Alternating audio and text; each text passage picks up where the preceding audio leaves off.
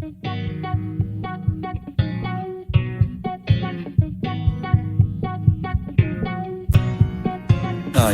honestly, that is nonsense.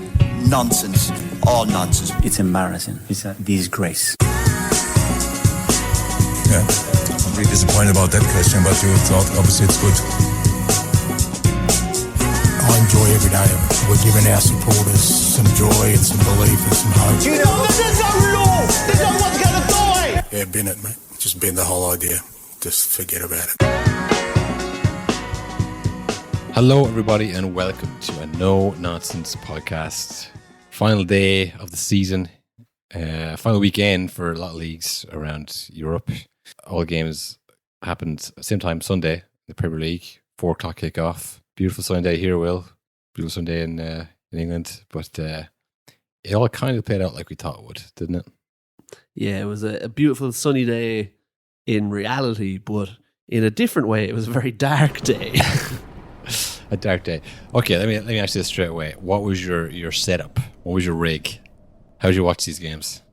So, I had a nice setup going first, where I had what game did I have up? I had City on the TV, and I had various streams I'd flick between on my phone. But then I had to go somewhere, so then I had various streams on the phone and the radio. The radio, old school. You're like the guys in the crowd on the radio. It's funny though, you forget how useful that really is when there's just, you stick on like News Talk and they have a man at the game. They go, oh, hang on, over to this. You don't even have to look. It's very simple. Yeah, I was the same. I was coming back from somewhere before the game started and I was just like maybe 2 minutes late. So I was listening on the radio.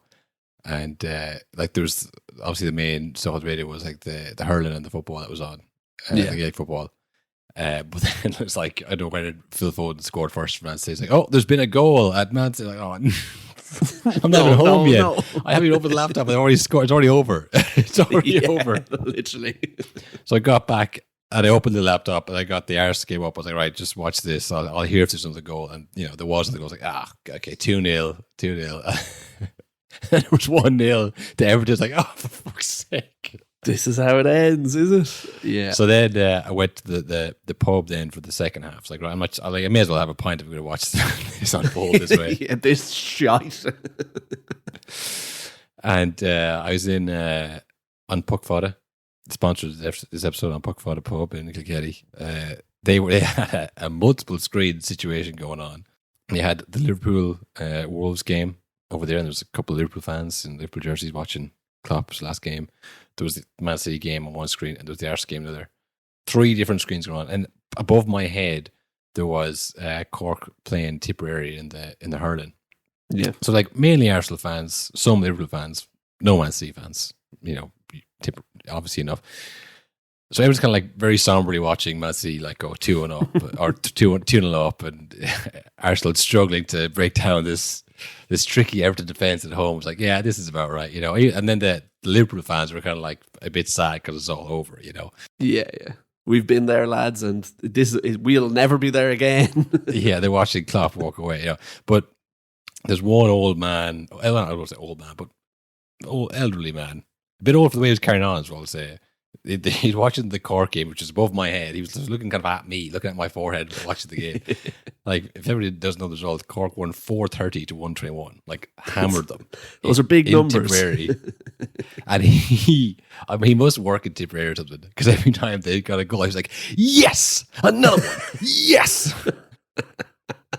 I was going to point, yes, another one. Because all like Arsenal fans and Liverpool fans are looking over the shoulder, like, why is he doing this? Like, the only person in the pub watching this game, because it was over. Like, there was other people at the start, but like, okay, this game is won. He was like cheering every result. And then when it was over, he went to the bar staff. Like, can you turn up the analysis? I want to hear about this. I want to hear them pour over this hammering. So yeah, it was. When I was watching the Arsenal game, was somebody I was cheering, literally looking at me, cheering, going, "Yes, yes, another one." Oh no, he must be a City fan. Oh, I knew exactly who he was cheering for. But I was just like, this is like the time and place for this, you know. But Yeah, it was all right. I mean, it was a nice sunny day, so I went for a walk afterwards. Cool down in the sun. Yeah, clear the head. Clear the head after that loss. But yeah, Well, here's a question. We've talked about this before. Of like, it's really the end of the season that kind of shapes how you feel about the season and stuff. Yeah. Would you say that after the last day, the likes of Tottenham fans, Man United fans, Chelsea fans were happier than Arsenal, who had come 1 point away? Do you know what I mean?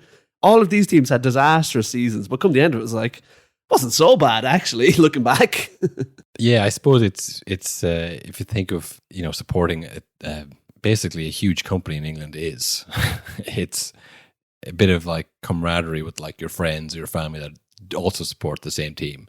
And it's like with the weekends when the games are on, if you watch it with them, are you enjoying it?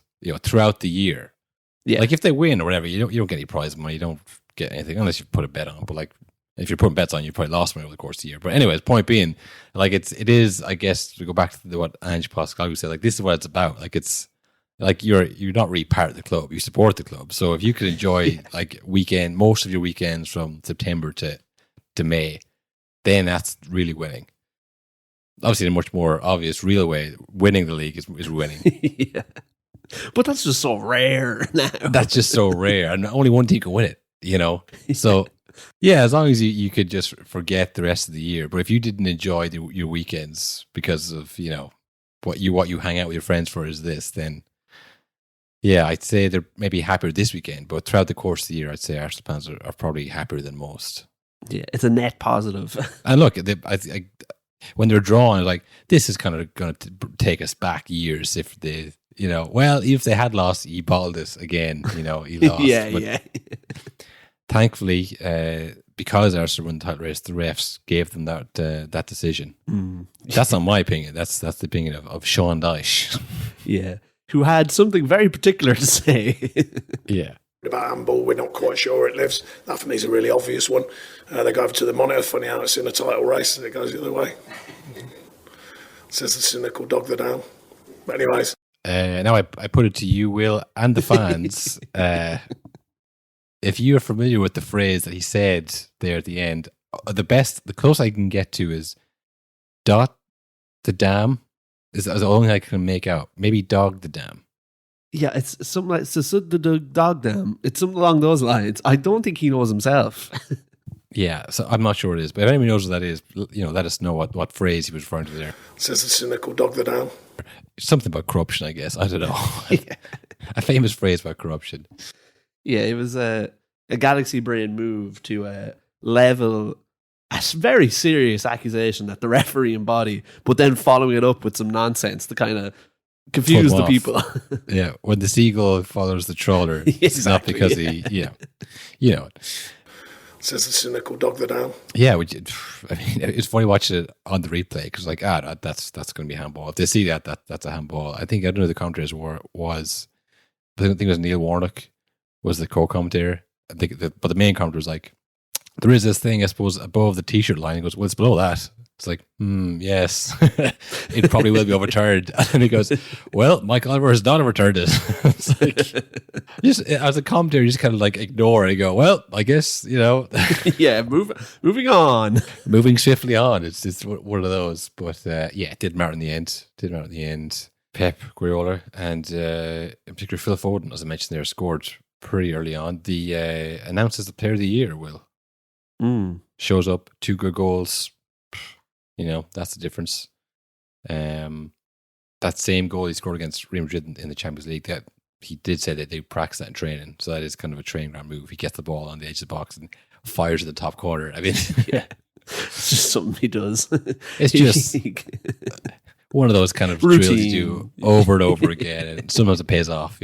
No, he was a great season, despite missing that game against Crystal Palace. Will, I'll give it to him. He probably is maybe deserving of it. But like, if you've been following our best player in the world right now awards, I mean, I think Rodri's probably been a little bit hard done by. But every time I see him being put up for the award, I see like the goals and the assists that he scored, goal contributions. It all seems to come down to that when it comes down to the player of the year.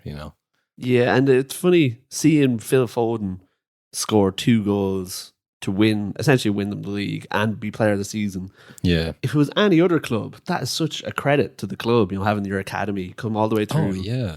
And you've even done it perfectly of like, you've had De Bruyne all the way and he's learned from him and now he's kind of taken over the mantle that just when we need him.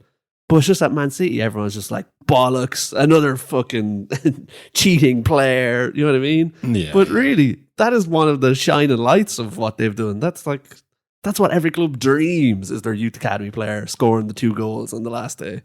Oh, if it had been Arsenal and it had been Saka who'd done that, one player of the year and scored 2 goals last day, it would have been like, this is one of Where's the greatest achievements. statue? Yeah. Forget Leverkusen. This Saka getting player of the year as one of their own. That's amazing, But yeah, when it's City, maybe it's because they don't have enough people in the media, former players, enough fans who are winning online polls for them. I don't know, but yeah, when you think about it like that, like they're a homegrown player, and genuinely is a homegrown player, not like someone they bought it. Like homegrown player, loves the club, player of the year, 2 goals the final day to seal it, and it's like it is pretty special. But I guess it's just with that thing hovering over them, that specific number of things that they did. I hadn't heard about the 150 charges for a while, but it seems like it's ramped up again in the last 2 weeks, obviously, because of course it would. Yeah, because it's been like, oh yeah, it's happening again. If they're going to win it again, And I forgot to mention in the last podcast, but the chief executive of the Premier League decided he'd go to the Arsenal game in case they win and he'd hand them the trophy, because obviously it's not a great look for the executive of the Premier League to be like stone-faced handing this trophy to a team that's under investigation again. He just looked at the camera like thumbs down as he's handed to them like, I don't like this. Yeah, I mean, I don't know if you saw this as well. Arsenal, obviously event staff, because it's a huge event. If it happens, you have to cover all your bases. Yeah. You can't just like, it probably won't happen. Like, oh shit, do we have that big banner that we? I just didn't think we'd win. Is there a guy to put the name of the trophy? You didn't book him. Oh fuck. It would be way worse. So they had to go through the award ceremony, like the rehearsal, a rehearsal of getting the big banner out. Champions 23-24. Obviously, all the event staff. Okay, you go here, you go there. In their heart of hearts, they're like, this isn't gonna happen. Like this is. It was tough, but it's one of the things you have to do. I think it was Ginner said to me, and I was like, it's like when you used to go out when you're younger and you'd clean your room in case anybody's coming back. But in your heart of hearts, you're like, this is for me, really, isn't it? Maybe it'd be nice for me to come back to a nice clean room, but it's not gonna happen. But you have to do it because just in case, you never know. In case, See, the real thing is that, like, I'm sure every club does that on the final day. Like, this always happens. Well, not always, but a lot of times it does happen where it comes down to the last day and everyone's playing at once. If you're still in contention, you have to. Just because, like I say, if you're not prepared, people could die. People could get crushed and die. One thing I will say is you never see anyone leak the video of it happening, because it is a sad sight to see, especially when they don't win the league. Then it's just footage you don't need knocking around Twitter. Yeah, well, it's the same as any like massive company. It's like there's always going to be people who aren't really on board. I just work here, And when you're aware that like this would do numbers online, I don't actually support anybody. I just kind of work here as a cleaner or security. This will do numbers though, Yeah, my real job is football Twitter. Yeah. I'm just trying to redirect people to my OnlyFans. That's really what I'm trying to do here. But yeah, no joy for Arsenal, not to be. No joy for Pep Guardiola, Will. Not when Jurgen Klopp is about to leave. Jurgen has been a real important in my life. He bring me another level as a manager. I think we respect each other incredibly. I had the feeling that he will be back. And I just want to say thank you so much for his words. But he knows perfectly that behind me there are a lot of things that this club provide me and give it to me. Otherwise, alone I cannot do it. And I'm humble enough, really enough to understand completely that. So, very strange reaction. Just because I get that they're rivals, but like it wasn't that close, mate. You won 7 or you won 6. He won 1. Yeah, it is very much like the Aguero thing of the tears, the crocodile tears will never replace them, and we us included, but a lot of people have accused Pep of maybe not being the most genuine person over the years. Whereas you compare it with Klopp, like that's probably people's biggest thing to him. Like, He's too you know genuine. what? Yeah. Maybe he's a bit of a psycho. Maybe he complains it much, but you never get the sense that he's not being real. He's not speaking his mind. You know. Yeah, they had a comfortable enough win against Wolves at home, and then I guess cue the kind of goodbye ceremony, I guess. And he was up and he was doing speeches, and he did the whole you know, you need to trust in your manager. You know, I did the whole. He did it in a much more clever way, though, of inventing a new chant for him. So immediately everyone's on board. Like, yes, I can sing that. Love that. I mean, should we play the chant just because it's play the chant? It's a great one.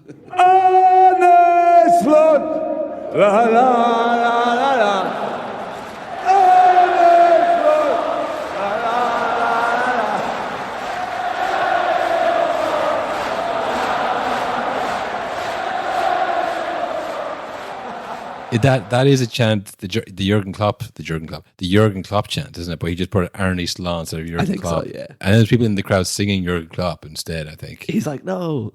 No, sing the new guy, which, it did. You can't not think of, you know, David Moyes. It's like, I hope this is happening to Arne Slot, but I mean, the whole ceremony was very reminiscent of the Alex Ferguson thing.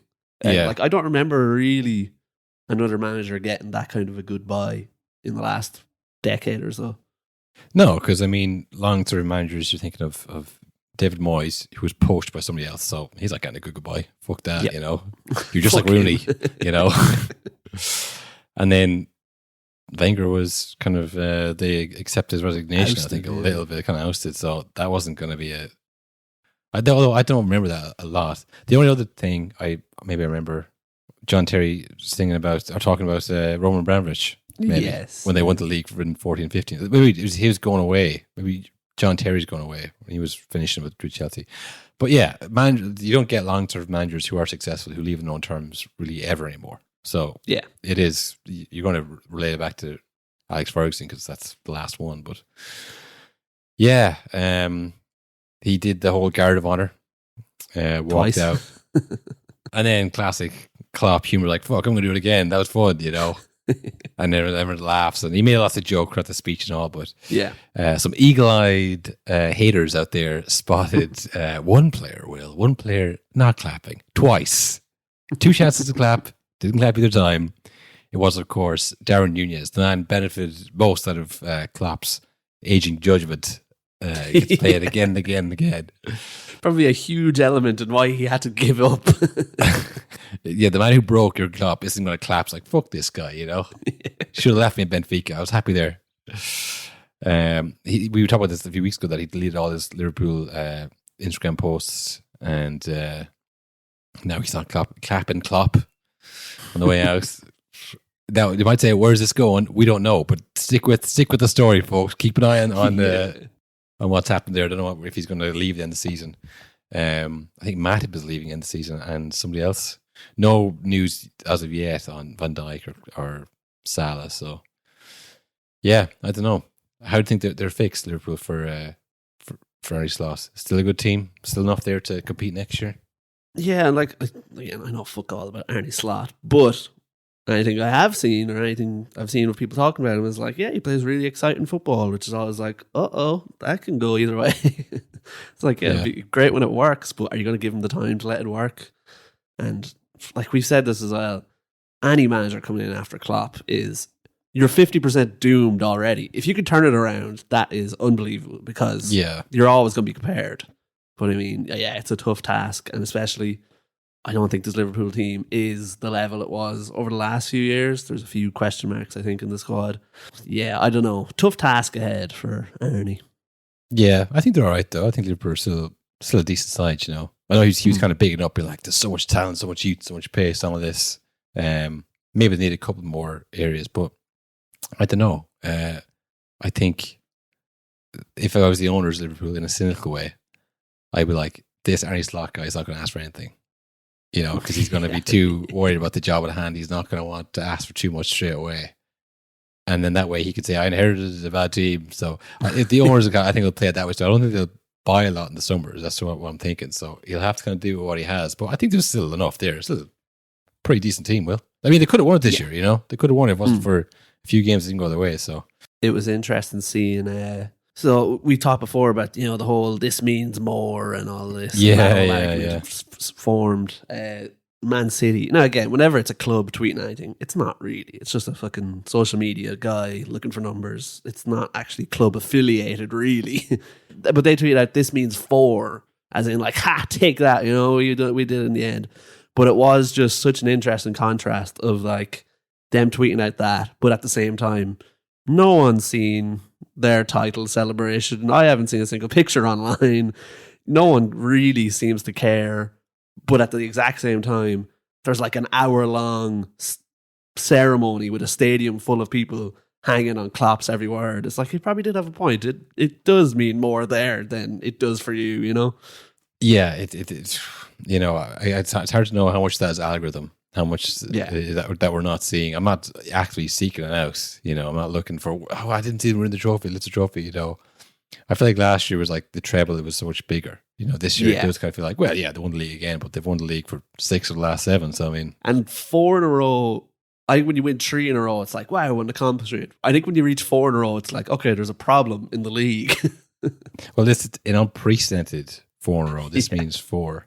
It is funny, though, the kind of the Twitter guy is kind of left largely to his own devices to semi-represent the club. And everyone's kind of in agreement, this isn't really the club.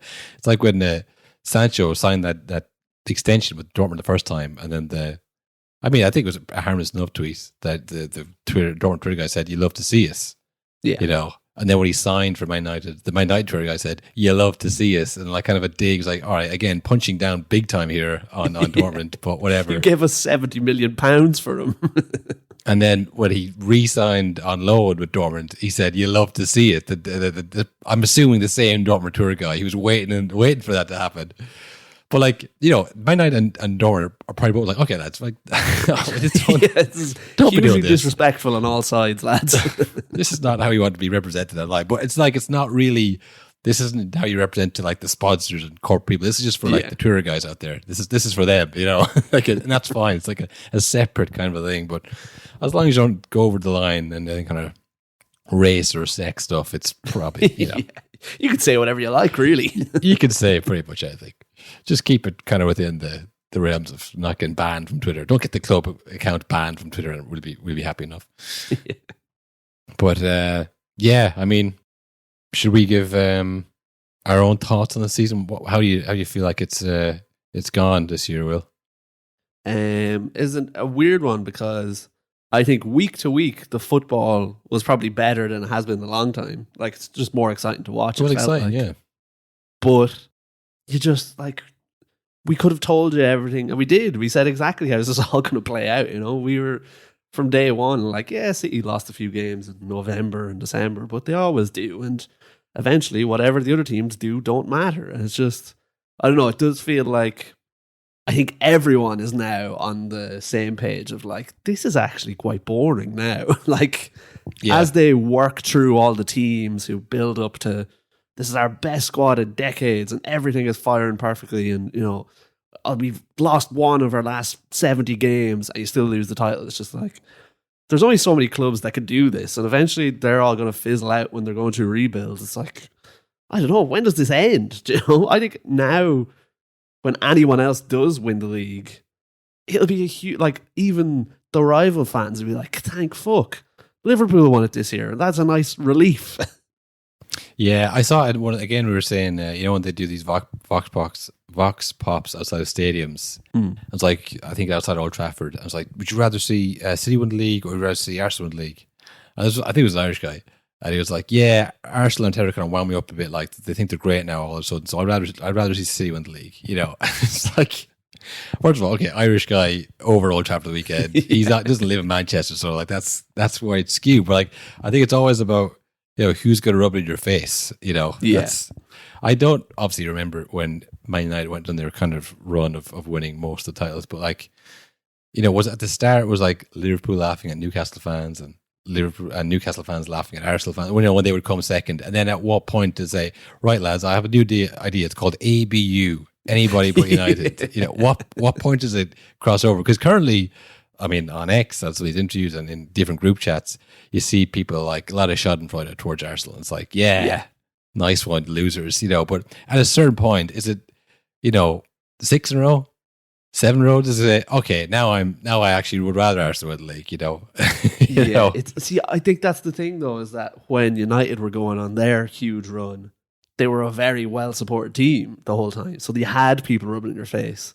I think as long as there's no City fans, yeah, that's true. I don't think it's ever going to be. It doesn't feel like a real thing. Now, I'm sure for the next generation, for the younger generation, I'm sure there is City fans galore. I'm sure they will grow. Anyone who's not a City fan under the age of 12, you will despise City, I think, because all of your friends are going to be City fans and they're going to be rubbing it in.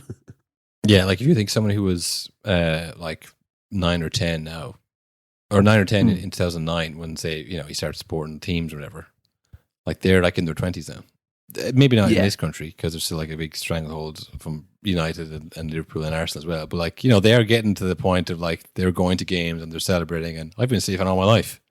Genuinely. Yeah, sure. It started in 2009, but still am, So like, once they become like, in the media and like, with a voice and influence, that's when people are like, all right, I'm sick of this now. I hate hearing about these lads, That's the thing as well. It's like, I wonder how far away we are from Sky Sports being dominated by Man City coverage the way it is now with United, and the way I think it used to be with Liverpool before United, and that was always a huge problem for those clubs, is they could never get past like, back when fucking Fergie was there, back in my day. I wonder, will we get to a point where City are just, they're not doing it anymore, they're underperforming, and you have Foden and fucking Mika Richards probably still there, and the likes be like, back in our days, this would never fly. Yeah, they've tried with Mika Richards, obviously the big success of the older team, but there's like Lescott, who, he's on a bit, but he's not on a lot. Yeah. And also he was there very briefly, there's enough retired City players to come on. I mean, you can always get Noel Gallagher on. And they do. Let's play the clip of him after the game. Well, I'm gonna say,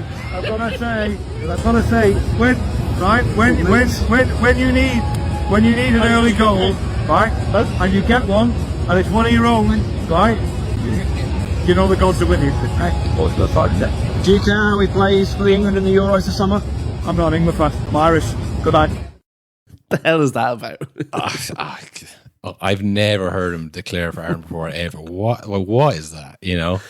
I'm nearly sure the famous Oasis logo is either in front of a Union Jack or it's like spelled with a Union Jack like colours. Like, no, you're not. He does epitomise the club in a way, isn't it? Yeah. Do you remember he was big in the 90s? He had the Man City jersey on stage. No, neither do I. No, I don't remember any old. You won't find any old pictures of him with the Man City jersey. And now he's Irish, apparently. What the hell is that about? It's funny as well, because I was only thinking when I saw that video. I think the punditry on Sky Sports this year isn't actually as bad as it has been. It's not full fan zone. Yeah. Or like not even fan zone. It's not full, like last year was just like games almost with the pundits. Yeah. Do you remember last year? I think it reached a peak point where one of the Manchester derbies, Noel Gallagher was doing punditry for it. Do you remember that? Yeah, I do remember that. That's what I'm saying. They're struggling to get the Man City legends because like there isn't enough of them. Yes, and maybe now, but like Vince Company's gone into management. We see how long that lasts, but he'd be a good pundit, But like it was when we were, it goes early 2000s. United are winning everything. The players like Roy Keane and they hadn't even quite retired, just retired. All the pundits were Liverpool players from the 70s and 80s. Like your man Hansen was on Match of the Day, Tomo was on Sky Sports. But this was an era of like, none of us support a single team. We just tell you how the game is. Even though, so you have to sit and watch as like City won the league, or as Man United won the league every year, and they were raging. And now you have podcasts where you have Gary Neville that gets the entire 99 team on in order weekly to talk about Fergie, to talk about 99, and talk about how the great days. They don't have to watch City win the league and talk about it. They can just do their own thing now. You know what I mean? But like that, this is what it is. It would be all ex-Man United players watching City win the league and saying, yeah, it's a fantastic achievement. So good for them. So I think it'll happen the same way. Eventually, the City players will retire, and maybe they'll still be winning. But it could be a case that they're then watching a team that they hated when they played now winning all the titles. So I think it's just cyclical like that, you know. I think this is a particularly poor league or poor year for the Premier League. Again, not on the pitch. The games are actually good, but it's just every week there was something new, a new scandal, new VAR issue, a new club complaint. Like there was just it never ended. From a PR ended. point of view, it was awful. Like I was saying to you beforehand, like imagine if it was the Bundesliga and Bayern Munich had won their second league in a row while being under 115 charges of financial doping, and meanwhile, like Union Berlin and Cologne got docked points for financial doping in the middle of the season, and then also the manager of Dortmund came out and was like, "It's a disgrace. It's embarrassing. The standards in this league are the worst." You had Leipzig manager or making a statement. Leipzig being saying, "We're exploring our options, see what happens." Then you had some other team saying, the ref is actually a Stuttgart fan. That's why we lost that game, because he's corrupt, of course. You'd be watching the Bundesliga. This is a joke of a league. Like this is the hell is going on? Shambles. And then they're all the while they're calling themselves the best league in the world. Like this is a joke. I was looking it up there as well, and those graphics where it shows like the clubs who've won the league in the last years. It's like a nice table, and it shows you the crest. Yeah. But the Premier League is now the same as the Bundesliga and the French League, which are widely mocked every year for being Farmers League, loser table, blah blah blah. But it's 6 of the last 7 are Cities in Premier League, 6 of the last 7 are Bayerns, 6 of the last 7 are PSGs. So it's like there's no difference now. There's literally none. Yeah, and as well from the Premier League point of view about being competitive for the best league in the world. I mean, semi-finals of Europa League and Champions League, not a single representative either. So I mean, across the board, it's been poor. Nottingham Forest ended up there on the final day with 32 points, the lowest ever recorded. The 3 teams that came up straight back down. Yeah, like the ladder's been pulled up. You can't last it. Now look, next year we have Leicester coming back up, and either Southampton or Leeds and Ipswich. So you'd imagine maybe one of them or maybe 2 of them might stay up, and next year we'll be seeing something different. But certainly if you take a step back and look at the season that's gone on, it's been quite enjoyable. And again, if you don't take it too seriously, it's grand. Exactly. But if you're looking now the details of it, it's like kind of an embarrassing year for the Premier League as an entity. I think it was a particularly poor year for the so-called the other guys. Not the top 6. Like obviously United were terrible, finished 8th. Yeah. Chelsea managed to get up there in the end, Spurs finished 5th. And Villa were the ones who broke through this year. But then if you look at Brighton, who had a pretty poor year compared to their standards over the last few seasons, and now De Zerbi's left on the last day. So it's like, what happens next for them now? They were the hot new cool club last season, They had a great start this season, and then the European competition maybe affected them a little bit. Just didn't have the squad. Like I was watching the goal of the month, goal of the year competition there, and Matoma's goal at the start of the season. The first one, yeah. I completely forgot about how good Matoma was at the start of the season, but like that whole Brighton team. PhD in dribbling. Dr. Dribbles, Karen Matoma. Yeah, like they just completely fell off. Like that is another symptom of it, I suppose. That's like, you have to have the money to compete if you want to do like multiple competitions well. And yeah, De Zerbi was strange. I was kind of breaking news. As soon as we finished recording the last episode, it was like, he's gone. Typical. And before that, Xavi, who was leaving, and said, "No, I'm not leaving." And then Barcelona said, "Actually, it'd be nice if you did leave and you can get the fuck out." After what you've said, you're leaving. Yeah. And then De Zerbi mysteriously resigns. And earlier on the season, he was kind of hinted at replacing Xavi, but I think there's concerns over his aura. Yeah. Genuinely, that was a thing I saw. I don't know if that was real or not, but does he have the kind of gravitas to be a Barcelona manager? But maybe that's what's going on there. Him or Dyche, I think. Dyche on the last day really kind of proved himself. Manager of the month for April, I'll have you know. Did you see he's auctioning off his tracksuit to charity? His suit? No, the tracksuit. But I changed to the tracksuit. Well, no, I'm assuming he has a different tracksuit now as well, but he's auctioning off his winning tracksuit to charity. His lucky tracksuit. We should get it and frame it. We would never be able to raise the funds. That's going for thousands. It's not going for like a a sports direct sale price of like 55 quid. That's No. Yeah. which would be our level, you know. Bob, that'd be, if you could frame that in the office, you know, The that'd be office. sweet. If we had Yes. an office. Oh. Wow, wait, you can dream, but don't dream too big, you know. We started the tracksuit. We build the office around the tracksuit. He was manager of the month. I was going through some of the manager of the months, and I don't know if you remember this, but Ange Postecoglou was manager of the month 3 months in a row at the start of the season. And I couldn't believe it. I was like, I can't believe I forgot about that. That was at the height of because the Enjoyably Ange mania. Remember, it seemed like every week he was on the pitch with Cara and Neville after a game. They were like, "Can you believe how good you are?" Listen, hands up, I'm just doing my best. And they're like, "This is amazing." I remember we played the clip where they're literally like talking about the Spurs fans who were singing after the game. They're like, they're starting to believe. Oh, yeah, it was good. You're right, Will. It was a good season. I did enjoy myself. Oh, yeah. I was surprised I didn't see any more of the clip of Tuchel and Conte shaking hands. Like, this was only last season. Can you believe it? But yeah, there was lots of voice up that you forget, you know. But yeah, there was it is kind of a end of the season awards. Like I said, I was looking at the manager of the month. There, I was looking at the different awards for the Premier League, the official one. Foden, obviously, Player of the Year. Palmer, Young Player of the Year. Manager of the Year isn't given yet. It's there's nominees up for us. Is this public voted? Oh no, sorry. You, the fans, have until 12 o'clock on Monday, 13th of May. That seems like a bad system. To choose from Mikel Arteta, Unai Emery, Pep Guardiola, Adoni Iraola, or Jurgen Klopp. Now, Jurgen Klopp won it not winning the league 2 seasons ago, Will. Every other manager previous to that has won it winning the league. You'd have to go back to 13-14 to get a non-league winning manager to get manager of the year. Do you know what that was? 13-14. I have no idea. It was Tony Pulis when he guided Crystal Palace out of relegation to 11th place in the Premier League. But every other year it's been the league winning manager. So I think they might break it this year again. I know they broke it out 2 couple years ago with Klopp, but I'm surely only Unai Emery will get that one. You know, yeah, imagine. you'd think. I mean, he's literally turned the club around. Yeah, literally. They're facing a different direction. Well, because they were in the relegation zone when he took over.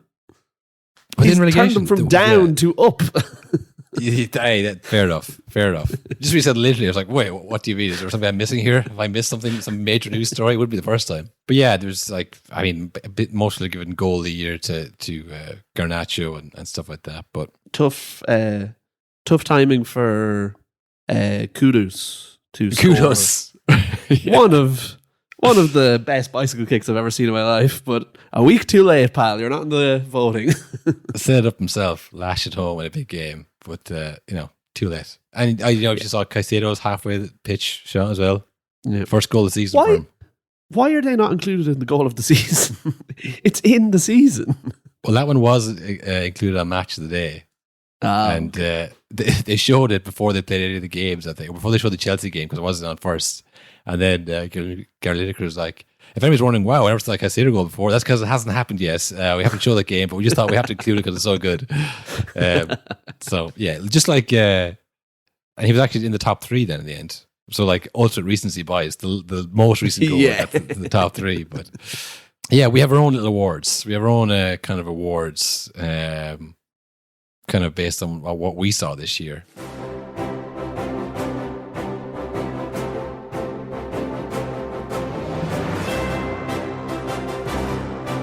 Yeah, starting off, we have the Rare L Award, Will. This one, as I say, it's Rare L. It goes to Man City in a year where they're probably going to win the double. And actually going to treble, of course. Letting Cole Palmer go seems like a mistake. Seems like something that's going to come back to haunt them, you know. Because, I mean, you look at someone like Jack Grealish, who's just sitting on the bench, not fucking playing. It's like if he's playing for Aston Villa or playing for Man United, he's taking a point off them. He's taking a point at some point, you know. Cole Palmer may not be on a team that beats City ever, but like he could be, and he did this year. Like he drew against them. that was kind of a mistake from Pep to kind of let his ego get in the way and go, this guy wants to play. Well, you know what? You can get the hell out, pal. There's a million Cole Palmers out there. But that's the thing. I mean, there is a lot of good players out there, but he is from Manchester, came up in the youth ranks, same as Phil Foden. I mean, if he had played at City and was playing this well, he wouldn't have gone anywhere. Like, Phil Foden's not leaving that club until, he has like a Rashford type of turn down and people want him out. Yeah. Do you know what I mean? But he's not going to be swayed by a Real Madrid or that. So it could have been Foden and Palmer leading the way in the future. Like I say, I think they'll be fine, but a rare ale for City, I think. I have one here.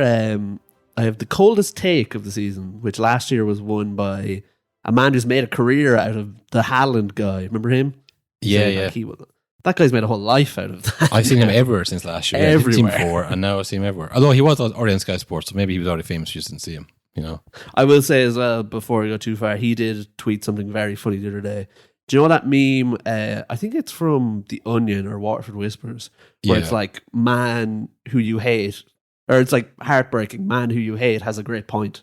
Oh yeah. He put up the picture, like that stock photo of the bald man, and he said, quick question, why do people keep sending this guy to me? Yeah, no, you have to be able to laugh at yourself to make a career out of a bad take, and I applaud him for that. So the bad take, the coldest take of the season. I was going to take another pop shot at Trent for the 1 down, 3 to go. But I think the real winner of the coldest take is me I'll play the clip, but stating gushing about how good Man United's transfer business was and how good things were looking coming into the season. Now your second and third choices are much better than they were, and your first 11 is still pretty much the same, which I think it's just a smart way of doing things. And I think they've been lucky that they actually planned ahead for once to be able to do that. Wow, you're being deep in the Reddit. Yeah, raise the floor rather than raise the ceiling. That is amazing. It's a good one, isn't it? That's a great way to end it. That's a real positive way to look at it. You know what? We're raising the level at the top. It's the floor, at the bottom. The floor, of course. They're raising the floor, I said. Amrabat, Mount, how can we be stopped? Raising the floor, yeah. That was, I remember, like, what the hell does that mean at the time? And now I get it, but I guess it wasn't the best take. But yeah, raising the floor. The Raising the Floor award goes to Will Bird. Well, let's stick with that, Will. I have the Baggy Jeans Award, which goes... A long-time listeners will understand this analogy. It's about... it's about going drastically in the other direction just because you're sick or something. You're around too long. This goes to Andre Onana, who I think if there was a personification of skinny jeans, it'd be David De Gea. Yeah. He is skinny jeans, isn't he? He's like a very pale, svelte Spanish, quiet Spanish man. Not kind of loves hard rock, loves metal. Likes to steal donuts in shops. That's the extent. Sometimes has a top knot, but has short hair. Yeah, that's the kind of extent he goes with it. Very good with his hands, and also sometimes he's not, and then bad with his feet. Yeah, because the jeans are too tight. He started off so strong. He was best player in the world there at one point, player of the season multiple times, and then by the end, it's like, I am sick of this guy. I hate this guy. I want it changed. Does it matter if there's anybody better out there? No. I want something different. In fact, I want the opposite. I want Andre Onana, who is a very loud, braggadocious man. I don't know if you can cast your mind back to the preseason where he balled out Maguire in that game. Like, yeah, this is what we want. United fans thought, hell yeah. Playing to the gallery, as Gary Neville would later on say. Like, that was actually bullshit now I think back at this. That was kind of fucked up, considering all the mistakes that he would make later on in the year. Yeah, he's really good with his feet. Not so good with his hands, and then someone's bad with his feet. The complete opposite of that. Yeah, but he's loud. He's loud, and he shouts, and he apologizes. He had a few kind of interviews where he David had never did that kind of stuff. But kind of a net. I mean, the same really, kind of the same result. Probably made as much, if not more, mistakes than David De Gea, but he's the complete opposite in everything bar the finished result. So, look, fair play to Andre Onana. Just right place, right time for him. The golden jeans are in the post. Yeah, the golden jeans are in the post, exactly. The Golden Jinko. After that, Will, we have the O.J. Simpson Beat the Chargers Awards. Not a sponsor. No, he just sponsors the award. The late, great O.J. Simpson award goes to Bayer Leverkusen, once cruelly nicknamed Bayer Neverkusen after their disastrous 2002 year where they came second in the league, lost the Champions League, had won for years before that, had won for years after that. Anytime they come close, they kind of bottle it. They've gone and done, the only way to get rid of that is to go unbeaten all season in all competitions. I mean, that's the only way you kind of shake a nickname like Bayern Neverkusen, because it's too clever, it's too funny. You know, you have to go big. Yeah. Now they're Bayern never losing. Yeah. And this is the thing as well, where like, you will remember this forever. I think I sent you the reel on Instagram of Vince the McMahon, Vince McMahon thing where he's like, I can't speak, you know, there's tears in his eyes. And it's like when my son asked me about Leverkusen 20 years in the future, and I've seen 2 clips on Instagram and 10 minutes of a match. Yeah. It's been this amazing story, and I haven't watched a single full match of Leverkusen. No, I saw one Europa League game, and we talk about it every week. Yeah, to be fair, I watched some of the Europa League game. I didn't catch it all. But I was like, wow, these guys are good. You know, it was like, if someone was to ask us in 20 years, you were around that Leverkusen team, how good were they? It's like, I didn't really watch them play. Didn't you have a football podcast back then? I did, but it was more kind of based in England, really. But you were in Ireland. I was, yeah, no, I was. I just didn't see them. It's one of those things we all talk about it as an unbelievable achievement, greatest achievement in sport. No one's watched the games outside of people in Germany. You know? Yeah. But hey, they beat the Chargers. That's the most important thing. So your golden glove is in the post to you. Different kind of golden glove. Yeah. Oh, yeah. I guess that already is awards. Yeah. Not the David Ray one, the other one. Next, I have a boring or less award, Will. Oh, you brought it back. I brought it back. This is for short-term listeners. Remember this reference, a boring or less award. Generally, it goes to any football player at an NBA game, but particularly, I don't know if you saw the clip of the Inter Miami boys at the playoff game. Messi in a denim tuxedo, Suarez in like a snapback and a basketball jersey. They looked like the biggest dorks in the world, even though they're all like it was him, Busquets, Suarez, and Jordi Alba. I was like, look at these losers. It was like the most successful players in history. But they just looked so small and out of shape because they're all like semi-retired now. I was like, oh no, this is a terrible look for the Premier League. I remember that was the game, I think, that Derek Weiss, the kind of a bench player for Celtics, had like 50. And people are like, oh my God, Messi's going to think Derek White's the best player in the world. You know? Tell you, it is a tough task. Doesn't matter who you are. It is a tough task to look like you fit in at an NBA game. Yes. Especially if you're like me or you at an NBA game, you could spot us a mile away on the big screen. They'd put one of those like overlays over us at halftime and be like, dork alert. Yeah, dork cam. And just be us there. People chanted, kiss, kiss, kiss. I remember I saw it was Zlatan Ibrahimovic was at a Brooklyn Nets game, and he was standing beside Kyrie Irving, who's like this like small point guard who like jinks and jives and like, you know, is all really fast. And he was like the same height as Ibrahimovic. They're just like enormous giant men with like just like so much coolness and aura about them. They're like football players can't compete. Even the best ones. No. Messi, Ibrahimovic don't come close. You know, you can't do it. But yeah, that award goes to them. Just really letting the slide down there. But I mean, no one else could have done a better job. That's the thing, you know. Finally, maybe these have all been a bit negative. But finally, I have fan of the year. You know, the team that the player or the person that supports their team regardless of their personal life or professional obligations. How things are going with the team. How things are going with the team. You know, if you should even say what you're thinking. Jamie Carragher, fan of the year. Yeah, congratulations. Thank you, Jamie. Yeah. Unbelievable. I mean, such famous moments as why are Arsenal celebrating? Get down the tunnel. I'm serious. Get down the tunnel. When they lost to Arsenal, like just absolute pure bitterness that they'd lost. Like, this is actually really unprofessional. This is a joke. Get down the tunnel, lads. You've not won anything yet. I mean, I guess he was right. They didn't win anything. And maybe they did stop Liverpool winning the title. And, you know, not that they would have won either, to be honest. But, I mean, the getting the yellow wall, of course, at Dortmund's getting blind drunk on TV. He's had a whirlwind year, for sure. And he's bulletproof. He's absolutely bulletproof. And instead of playing the clip, do you see this one of him talking about how he got called up he was talking about whether the Arsenal or the United Liverpool game. He goes, yeah, I actually got called up by the bosses for saying this. I was like, this is why you paid the big bucks, you know. And then I was like, not the first time I got called, but she was like, yeah, I know. And he just like laughs it off. Then Dave Jones like, anyways, moving on, boys. Shut up. Like, I mean, yeah. Look, he's made it to the top. He really has. He's bulletproof. I think this might be a Andy Gray situation where there's people in television who probably despise the man, but they can't get rid of him now. He's too powerful.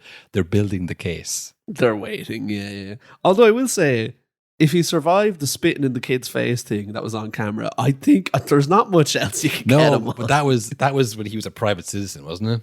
Or he was working for Sky, but he wasn't. He was coming home from Sky, and someone was beeping at him and shouting at the window, and he didn't know it was a little girl. And he spat out was it a little girl? Was it a little kid? Was it? Yeah, he spat out the window of his car into the window, and so the driver was like the dad who was doing the beeping, but the dad's daughter was the passenger, and she got the brunt of it. I think it hit the window. It didn't spit at her. It hit the window, and it was like, I think it hit the window. If he'd spat at a little girl, that would have been it. It would have been over. I think most people were like, yeah. I mean, to be fair, you're chasing after someone in the car, abusing them. Like, people could kind of say, well, come on. I mean, okay, maybe he should have a higher standard, but really, like, even if you hate Jimmy Carragher, you're like, I don't actually think he should lose his job. But yeah, I think if he carries on the way he's doing, just doing whatever the hell he wants, there's going to be people building a case. If you ever think you're getting away with something in work, I think no one knows. You're not. Yeah. You're not. They're building a case. You're about to be called into a meeting, and there'll be 6 examples over the last 6 months, like, shit, you know. Because you can't commit one thing, because then they don't want you to feel like you're on the edge. They want you to feel like you're safe. So you keep doing it, you know. So that's, again, something to keep an eye on, folks. Him and Darwin Núñez, those are the big cliffhangers for next season of a No Nonsense podcast. Like, if you remember all those Richard Keys and Andy Gray stuff that came out, and it was out of nowhere, all these clips from 10 years ago. It's like, look, he's been a racist here, he's been sexist here. It's like, whoa, I guess they were waiting to bring it all out at once. You know, it's going to be something like that. So yeah, keep on that. Well, speaking of Andy Gray, probably a new award, Clip of the Year, I think. Yeah, Reasons Advice has a lot to do with this, baby. But this is from the Keys and Gray show on BN Sport. I'm not sure what it's called. Easily the most unlikable panel in the history of football. I think every clip I've ever seen of it's Gray, Keys, and McAteer. And every clip is always just like, oh, these fucking guys. Nightmare blunt rotation. Yeah. Couple in there, right? David Raya has won the Golden Glove. I don't have to support that. And I think that the 2 centre-backs go with him. It's a triumvirate that you can't argue with. A what? Triumvirate. Wow. Diogo Dalot. Trio. Yeah. Okay. Stop doing this. Dalot, I think, he's as good as you'll get. I'm telling you now, he's had a great season. I agree with you. I'm picking him on the season. But you can't put him there ahead of Walker. Listen, there's this year, if I was picking a team for the Champions League... Are you serious? Vardiol, yeah. How many games has he started? Tell me, 25. I'll tell you. Really? I'll tell you right now. Not many more than De Bruyne. Vardiol, anyway, 25 starts. You've got Foden in midfield. Yeah, but no. Foden and Palmer they're either or. Palmer at the top. Yeah, they're either or. They can play either side there. You cannot pick a team and not have Rodri in it. It's just impossible. You can. No, you can't. No, you can't. You can. You just can't. I mean, that is most real... touches, most passes in the Premier League. Declan Rice, as we know, has had a fantastic season. Isak. You're right about Odegaard. I've just said to you, I normally would pick Haaland, right? Isak. Yeah. How many goals has he got? That's a real Bassett's also. Can I just see Andy's team again? It's not a team. Andy's team. Saka, right. There you go. Do you know what you've not got in there? Who? You've not got one Aston Villa player. I know. How? Well, because they've been a great team, right? But tell me who's excelled that would be in that team. Well, you'll see. Oh, you've picked Watkins. I put Watkins in ahead of Isak, but there we are.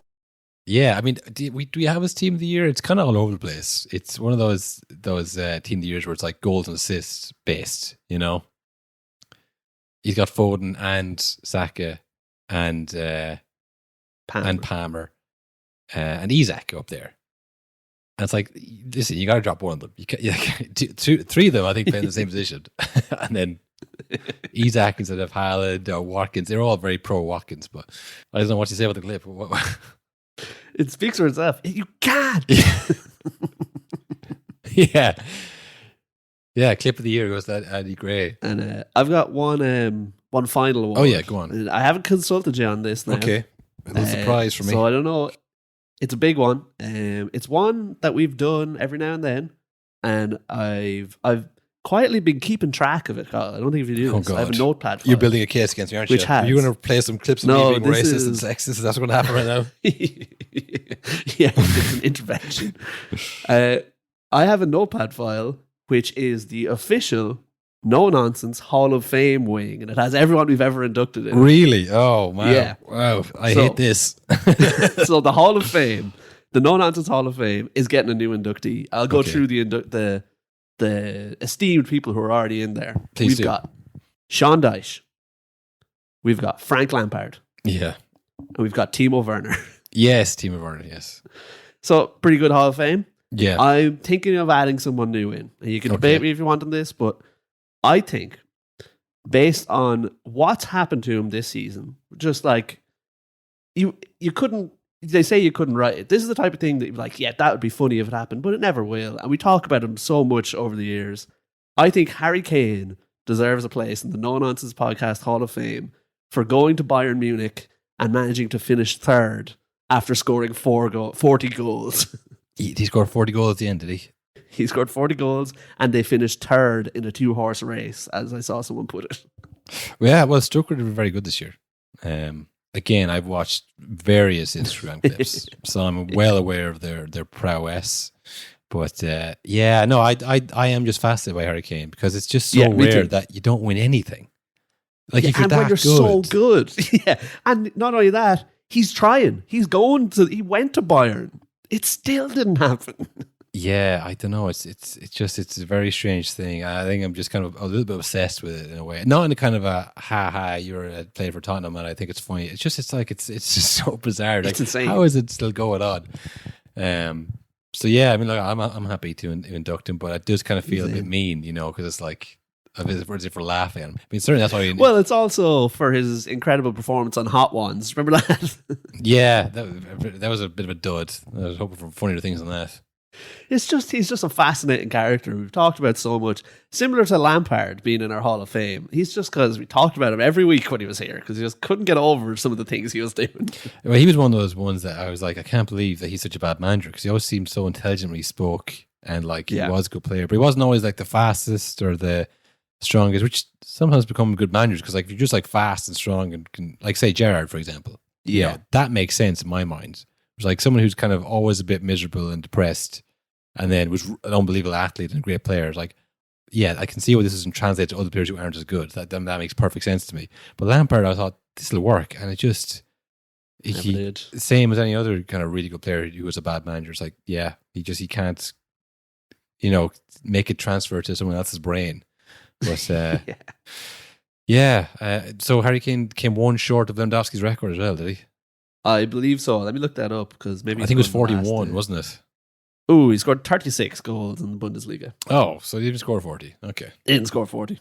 I probably scored 40 in the season is probably what I saw, like Champions League. And yeah. No, Lewandowski scored 41 that year that they cancelled the Ballon d'Or, Yeah. Yeah, I think the biggest thing this year, Will, for me anyways, has been a kind of a rejection of goal contribution and stats, especially with the Foden things. People were looking at like Foden and Palmer and Saka. It was like they all have like similar goal contributions, but people were saying, like, look at Foden. He's better. Eye test. Yeah. The eye test has kind of come back in a big way. It's like he is just better. And same with Haaland. It's like he scored all these goals. Like, yeah, but look at him. Look at him. It's just I'm not buying it. So it doesn't already necessarily mean that they're right, but I think the eye test has made a huge comeback this year.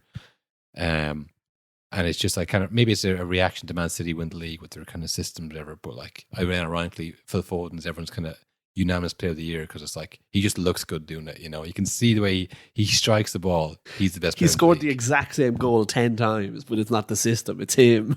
Yeah, well, it's the way he kicks it. You know, it's like if Zach goes for the goal, it'd feel more kind of practice, but Foden has kind of a swagger about it. It'd be like, yeah, this guy is good to watch. You know, We'll say as well, Kyle, he's proved us right because player of the season this year, best season of his career, probably the most talked about he's ever been. Do you know what he did this year? Came up with a celebration. The gun, the sniper. As soon as he started doing that, it all changed for Man City and Phil Foden. It all clicked. It all clicked when he started doing that. Yeah. I suppose for us, we have Europa League final this week. Can Leverkusen go unbeaten in Europe as well? I mean, I'll say this, right? Not to rain on Leverkusen's parade, but I mean, if they were to lose the final of this and maybe the cup final, it's kind of a bad end, isn't it? Then it's again, it's like the last day of the Premier League. Like, yeah, Arsenal had an amazing season. You've never come closer to the City team, but it's after the last day is what you remember. How do you feel when the whistle blows? Yeah. I think if you come this close to being the greatest team in the history of basically sport, it'll be tough if you don't make it. Because then it's like, oh, we just went unbeaten, and then when you look back, oh, the invincible season, like.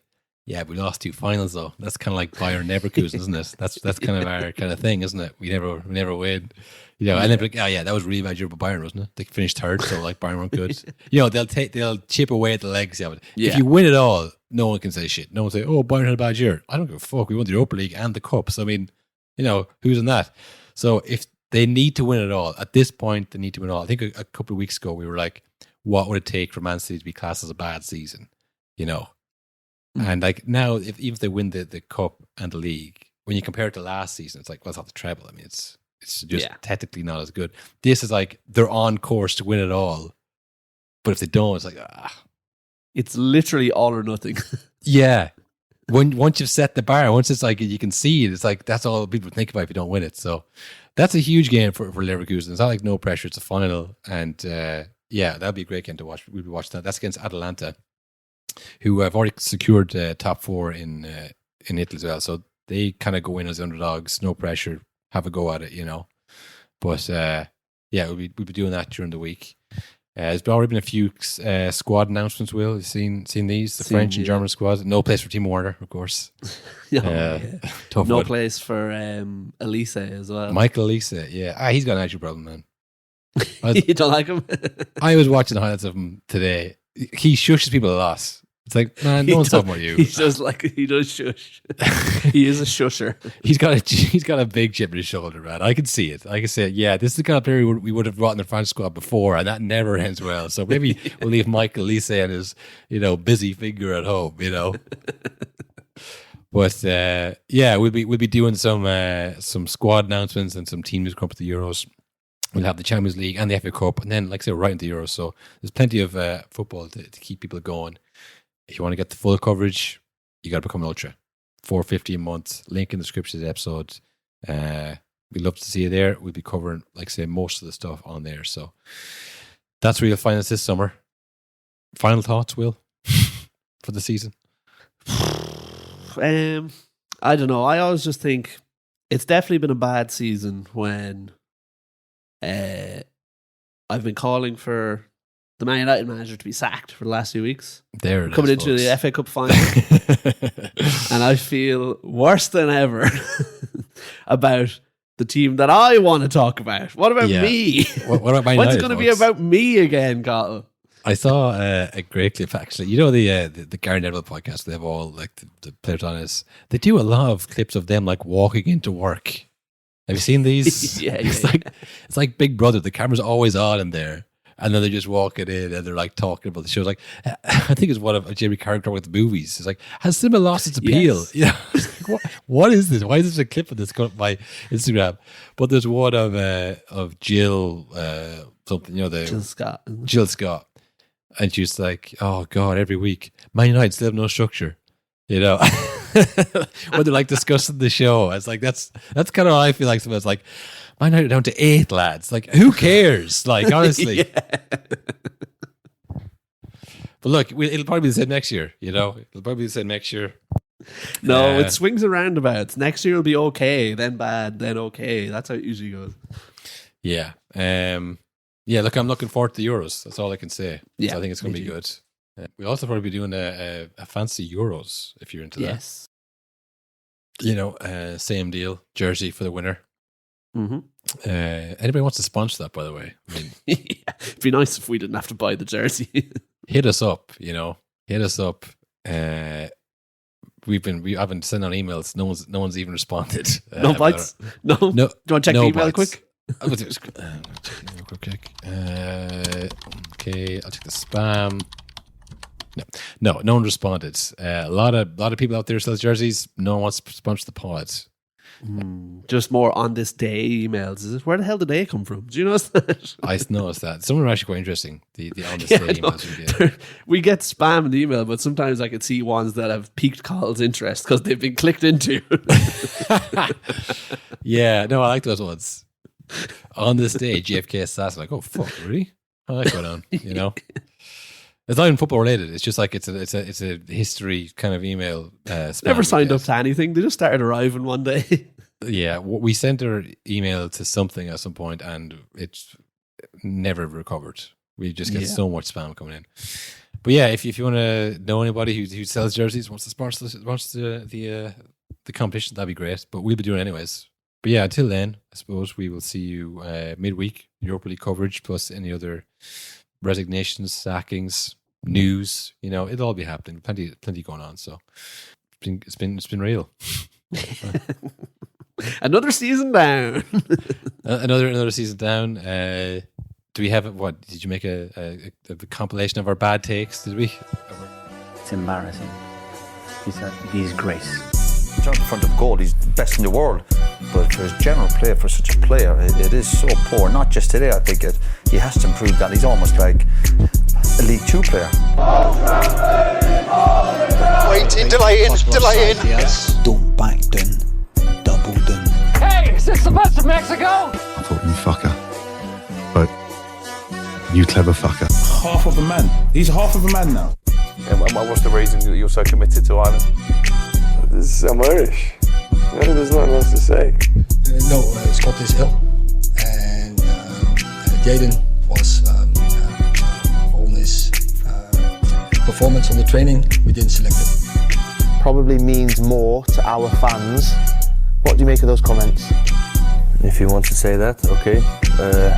I've been here 1 year and I won the treble, and it was quite a nice feeling. I don't think he knows exactly this feeling, so I wish him a speedy recovery. Come back to the pitch as soon as possible. Competing for places on the squad and them all contributing for 90 minutes. It's they're looking really, really good. Like that Isaac Wilson battle is going to go on all season as well. Who's going to get that top spot? Who's going to score more goals? Like they both. Everybody's enjoying themselves. The manager, everyone's buying into the football that they play. This is about sort of necessarily Tottenham being top of the league. I think it's just the whole feeling about the players there. Everybody's enjoying themselves. The manager, everyone's buying into the football that they're playing. And they're milking it. And good luck to them. You'll have the celebration police out tonight. Someone will be having a go at them. No. They think they've won the league already. Yeah, we've heard all that nonsense. But let them enjoy it. They deserve it. I was just reading, it was like, he's getting cooked. He was cooking. Let him cook. So it's kind of like, I haven't got that. For starters, I haven't got that phone that I had back then to give you information. Well, Jürgen, we're here because you have an important message to deliver to our supporters. Would you like to tell them what that is? Yeah, I have to. I will leave the club at the end of the season. 7 years a City player, 300 games, 6 times a champion, and this time as leader. He's vital to Manchester City. And the crowning moment will be his privilege.